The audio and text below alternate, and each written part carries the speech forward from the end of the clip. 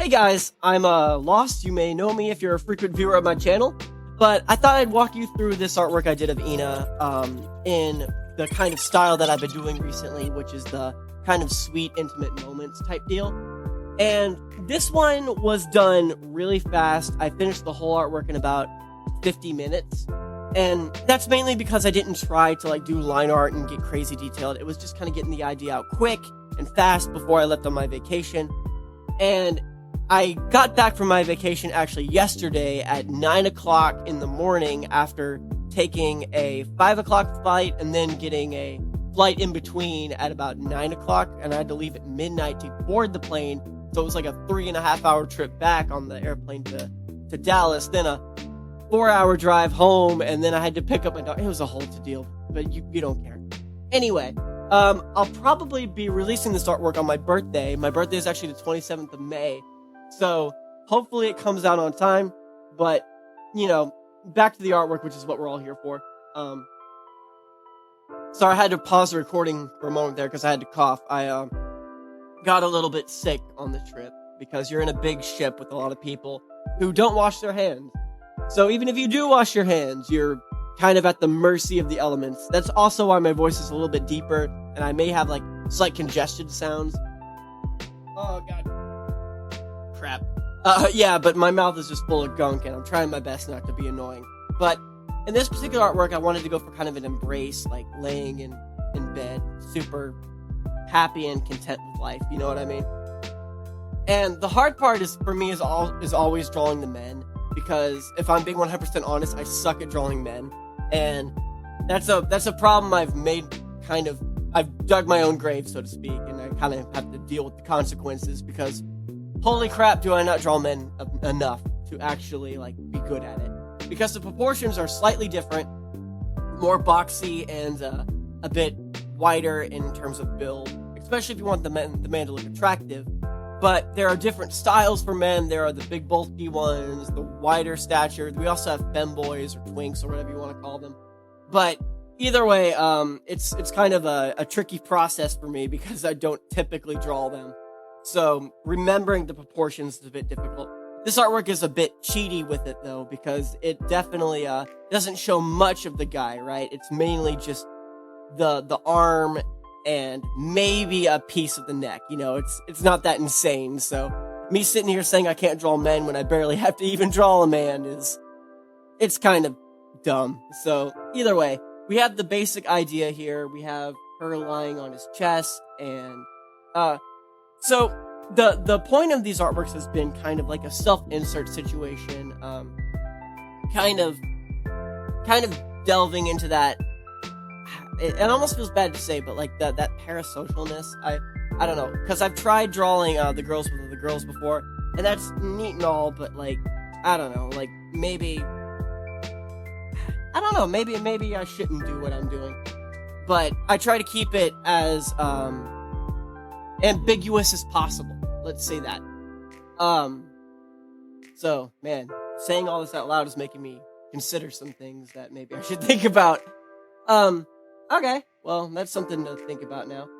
Either way, these artworks have been very fun for me because I like drawing sweet moments and having kind of drawing that intimacy, but I want it to be loving instead of being I don't know. I'm a very vanilla person. I'm kind of boring in that regard.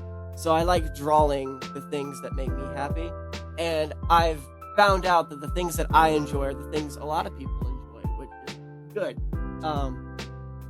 It's one of those things that you have to kind of put out test artworks to see what people like, and if they don't like them, it sucks, but that's just life. A lot of it's just trial and error, and for this particular artwork, I couldn't figure out quite what I want to do with the mouth at first. You'll see me changing the mouth expression quite often in this artwork. This artwork was difficult because getting everything to look right was actually a pretty big challenge for me, if I'm being 100% honest with you. Because every time I rotated it back to its tilted angle, I'm like, oh, it looks wrong now. There we go.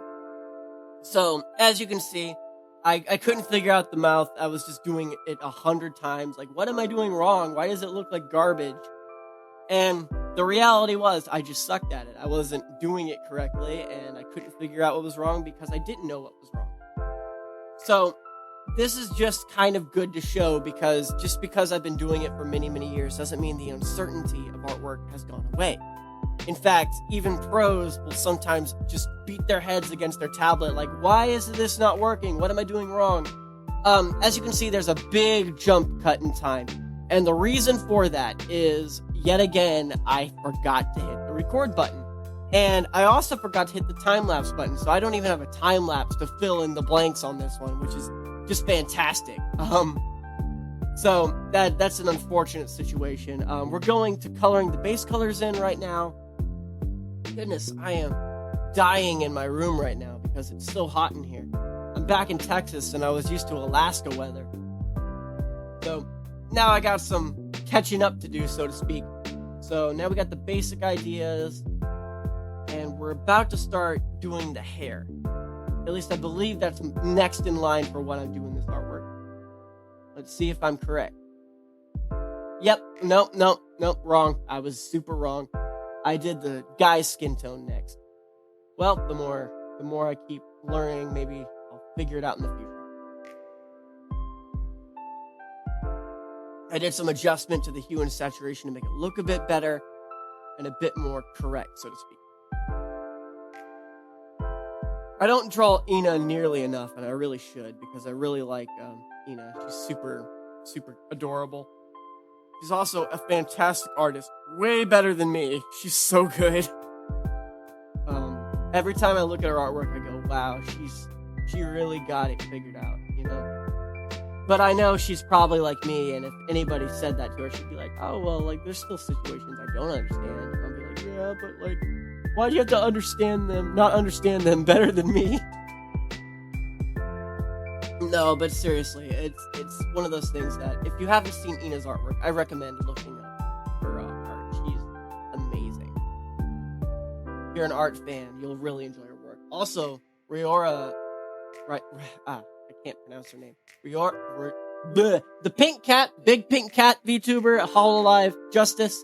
She's a fantastic artist as well. Also, Mume was a pretty good artist in her own right as well.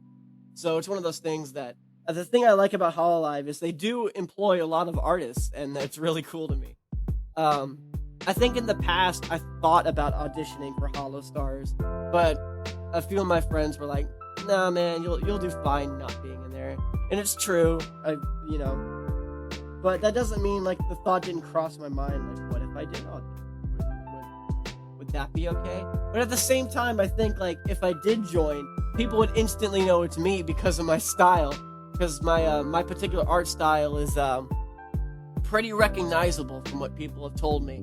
Even though I feel like my style isn't all that unique, people keep telling me, like, that they can instantly tell it's mine. So, you know, if I ever get in a really, like, bad situation where I have to leave the internet, definitely can't start a new art account because I will just be like, that's lost, get him! But yeah, seriously, it's one of those things that I look at this and I go, hey, it's pretty cool that people can recognize my style, but if I ever have to make a new account and people don't like me for some reason, that's something I'll never get out of.